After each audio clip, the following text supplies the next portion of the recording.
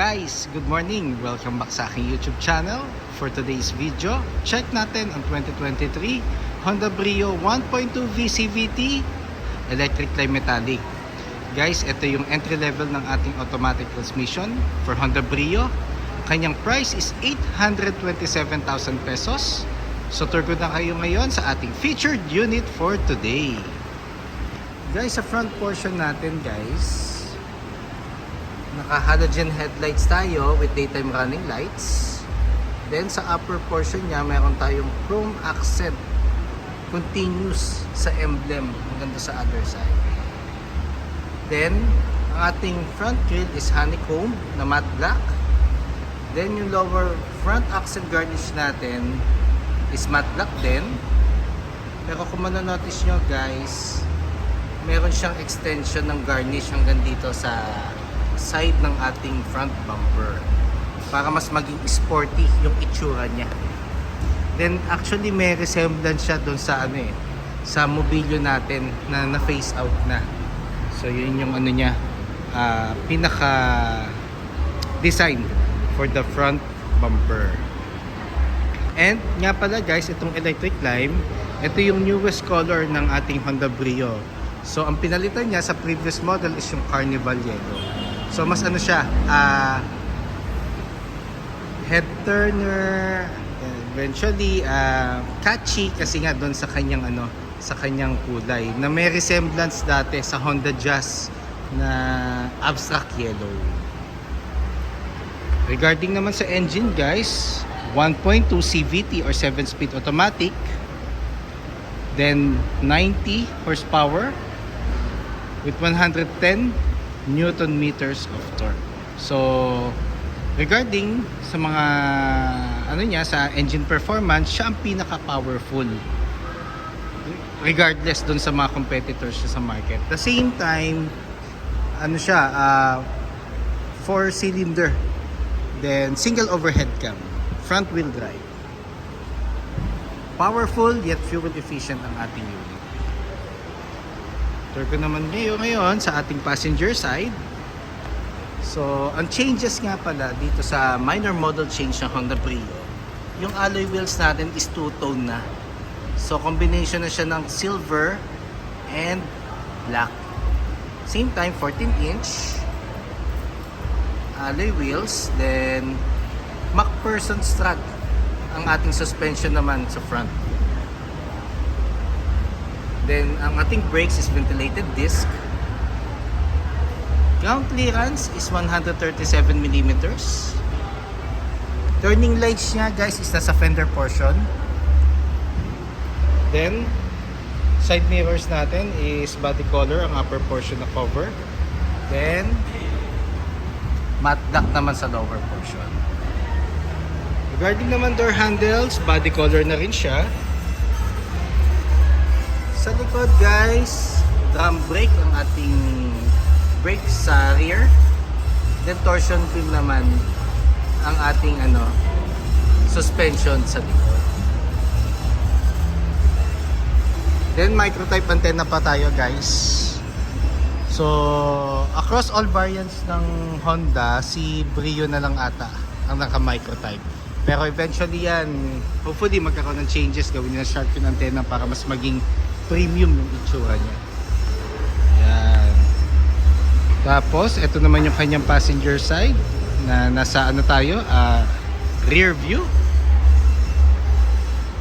Ito kasi siya, it's more on pang spare car, lalo na pag meron na kayong SUV or meron na kayong mga sedan, ideal siya for extra car. The same time, madali siyang i-drive, madali siyang i-park kasi nga yung kanyang size is subcompact hatchback. Then bulb type ang ating tail lights. Then meron siyang dito, third brake lamp sa upper portion para mas maging visible tayo, lalo na pag gabi pag magbe-brakes tayo. Then isa sa mga additional feature ng ating minor model change ng Honda Brio is meron na siyang 2-eye backup sensor. Across all variants yan, naka 2-eye backup sensor na siya. So very useful yan, lalo na pag ano kayo, pag magpa-park kayo at mag-reverse, siya yung guiding sound mo sa loob. Pakita ko lang ulit guys yung likod natin. Pakita ko naman yung ano, alak pala guys, wait, isang ko lang. So pakita ko lang yung ating trunk space just in case na 5 passengers. Ito yung magiging allotted compartment natin. Then adjustable ang headrest natin for sa ano, sa rear seats. Then nafa-fold nga pala to guys. So ang pag-fold, meron siyang ano dito, latch both sides. So ipo-pull up mo lang siya na sabay.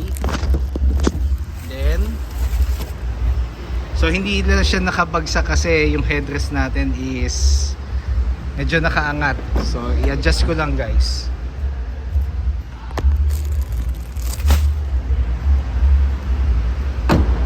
So ito magiging setup ng ating compartment or trunk space just in case na 2 passengers or kung mag-isa lang naman kayo, then eventually mayroon kayong groceries. Then ang ating spare tire is donut type.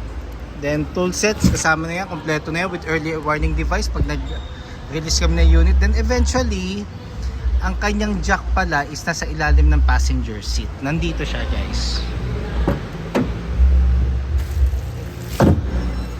Nandito siya sa portion na yan. Yan, dyan. Tatanggalin mo na yung cover.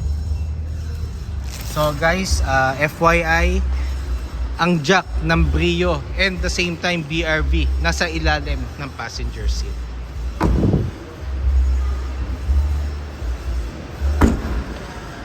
Fuel tank capacity is 35 liters. Required octane is 91. So unleaded. Pero kung mag-higher octane kayo like 93, 95 or 97, kailangan consistent na isang octane lang ang gagamitin natin para hindi siya magkakaroon ng effect sa engine. Then guys, tour ko na kayo ngayon sa second row. So sa door panel natin, urethane texture. All black siya guys. And ang maganda nga pala dito, sa ceiling natin, kahit entry level siya na variant, is black yung ceiling natin, which is very limited o very rare mangyari.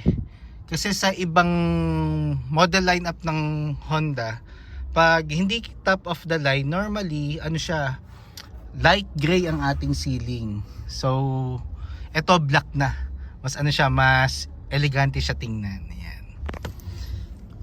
Then regarding naman legroom, so hindi magpapatalo ang Honda dyan. Kasi isa sa mga best asset talaga ng Honda is yung interior space. So maximize siya. So very comfortable, convenient, lalo na pag mga long drive. Tapos meron tayong 4 speakers. 1, 2, 3 and 4 doon sa may driver side. Then meron tayong cup holder dito sa middle section. So dito naman sa front portion, itutur ko na kayo ngayon. So for Honda Brio, keyless entry na rin naman siya. So ito. So pag nag-turn over pala kami ng unit guys, isang remote key, isang manual key. So keyless entry na siya. Then ang seats natin pala is ano siya, fabric with gray stitches. Then fix ang ating headrest for the car seats. So para siyang mga pang sports car ang kanyang setup. At the same time, wala siyang height adjustment. Bakit wala siyang height adjustment guys? Kasi maikli lang naman ang muso kasi ng Honda Brio natin pag nagda-drive. So ganito ang view natin. Mas mabilis yun naman siya mapafamiliarize or magagamay just in case na ida-drive nyo na siya sa daan. Then dito naman sa door panel natin, so meron tayong power side mirrors. Ito yung adjustment left and right. Yung kanyang knob, adjustment sa mirror itself, central door lock, window lock, and for the windows. Tapos meron na rin siyang speed sensing auto door lock.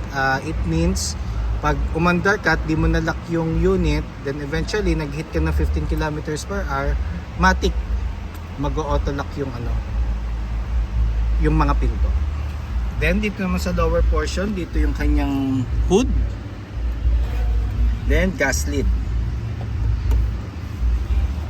Tire pressure guys, normally 32 sa harap, 30 sa likod. But eventually meron tayong PSI guide dito. Yeah. Sa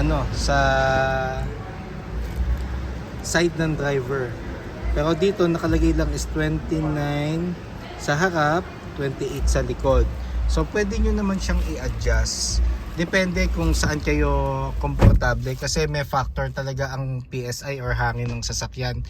Lalo na pag mga nag-adjust kayo ng mga low profile na gulong.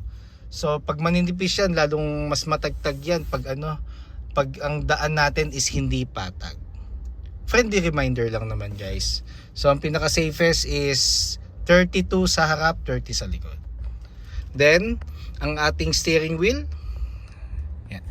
Regarding steering wheel guys, yung retain texture ang ating steering wheel. Meron siyang audio control sa manubela para at least pag magsi-switch kayo ng kanta, radio station or adjust nyo yung volume, hindi ka natitingin sa head unit para mag-access ng mga buttons. So nandito na lahat sa ating manubela para yung attention natin sa daan is hindi madidistract. Then ang ating steering wheel is tilt. So pag tilt, up and down. So ang pinakamaganda kasi talaga pag i-adjust mo yung steering wheel is yung kita yung buong panel. So sa panel naman natin guys, it's analog.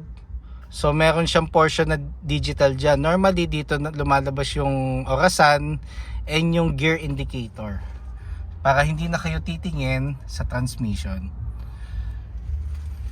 Then for the headlights, then wipers, then wave key pa siya guys, hindi pa siya push start, which is para sa akin maganda pa rin kasi yung mga traditional features like yung mga wave key.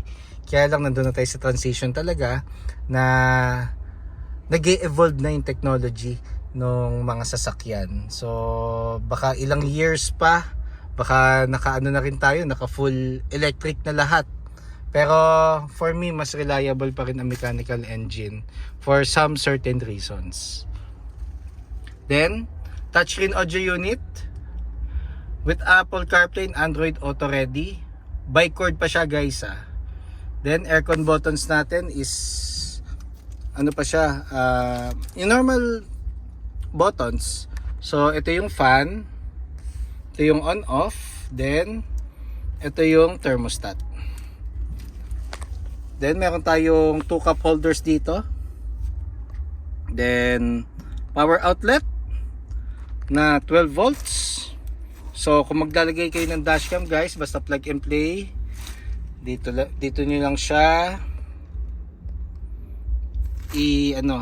ipa-plug para at least hindi ma-void ang warranty. Pero guys, kung magpapakabit kayo ng dashcam at may itatap na wiring sa labas kayo magpapalagay, yun ay hindi namin mapopromote or masasuggest kasi possible magkaroon ng conflict sa wiring.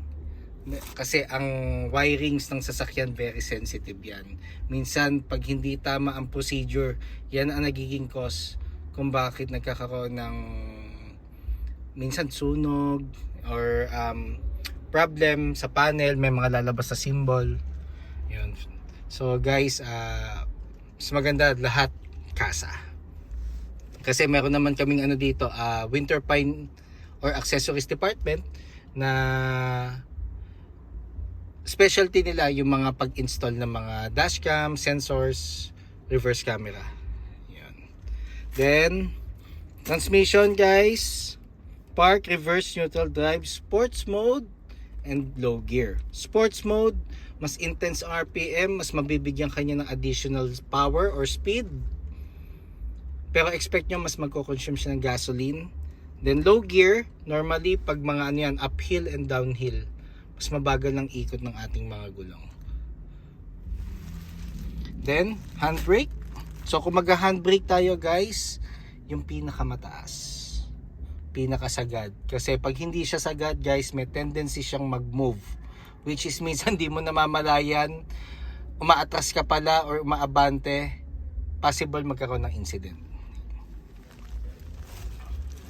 Then, meron tayong glove box which is a very important role dito sa sa ating interior kasi normally guys dito mo ilalagay yung warranty booklet, owner's manual, ORCR, normally Xerox copy, paki-safe keep ang mga original ORCR, then insurance policy na hard copy just in case meron kayong on hand. Pero normally kasi mga insurance policy, soft copy na lang, normally sa email na lang siya sinesend. Tapos meron tayong meron pa tayong isang USB. Meron tayong USB port pala. So dito yung yung mga Apple CarPlay and Android Auto ready. Tapos Bluetooth na rin, meron na rin siyang function. So guys, kung magpe-pair kayo ng Bluetooth, then umaandar kayo, hindi siya magpe-pair. So, we suggest sa mga clients namin, habang nakapark ang transmission and naka full stop kayo, i-pair nyo na yung inyong mga cellphone. Just in case na gusto nyo mag-Bluetooth. Kasi nagkaroon kami ng ganyang concerns, bakit hindi daw nagko-connect. Yun pala, nag-move yung vehicle while pairing the cellphone sa head unit. So hindi tayo siya mag-prepare for safety purposes. Gas consumption guys, nag-range siya ng 10 to 15 kilometers. City driving, highway pwede siyang umabot ng 16 kilometers and up. Depende pa rin yan guys sa driving habit nyo. Pero ito isa sa mga fuel efficient na sasakyan ngayon sa market. The same time may combination siya ng powerful engine, kaya yung value for money nyo, worth it for Honda Brio. So guys, pag may concerns kayo regarding discounts, low down promos, bank partners namin dyan na gusto mag-bank display, even parts guys, I will assist you, and even service appointment. Don't hesitate to call or text 0906 386-8937, or you can visit me at 141 Quezon Avenue, Quezon City, and look for me, Ross Oliver Cruz, ang inyong friendly sales executive here at Honda Cars Quezon City. Looking forward to meet you here guys and render my services to you. And kindly subscribe na rin sa aking YouTube channel para maging updated sa mga susunod na videos, and support lang sa aking YouTube channel. Yun lang guys. Thank you and God bless.